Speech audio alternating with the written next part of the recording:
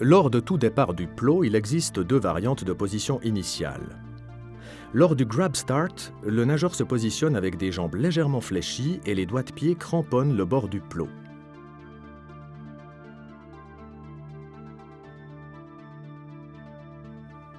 La deuxième variante constitue le track start, lors duquel la jambe d'appel est positionnée en retrait, en reposant sur les doigts de pied.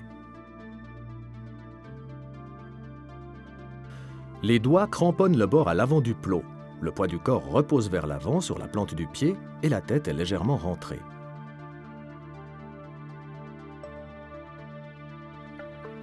Lors du départ, le nageur se propulse vers l'avant. Simultanément, les bras sont jetés vers l'avant.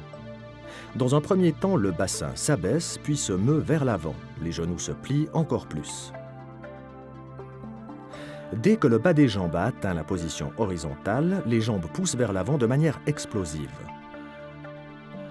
Pendant la phase d'envol, le corps maintient une position horizontale, tandis que les mains visent déjà le point d'entrée dans l'eau. Lors de l'entrée dans l'eau, avec le corps tendu, les mains, le tronc et les jambes pénètrent successivement au même endroit dans l'eau. L'angle d'entrée est relativement plat et les éclaboussures sont minimisées.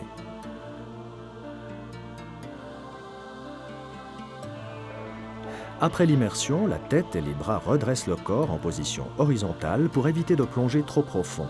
Ensuite, le corps entier se trouve dans une position tendue avec peu de résistance à l'eau. Lors de la phase sous-marine, la vitesse est maintenue par des battements d'eau fins, brefs et rapides. À la fin de cette phase de glisse, le nageur se rapproche gentiment de la surface, de manière à ce que la tête et les épaules émergent lors de la première traction des bras. Avec la première traction de bras, le battement d'eau fin cède la place au battement crawl et le haut du corps émerge de l'eau.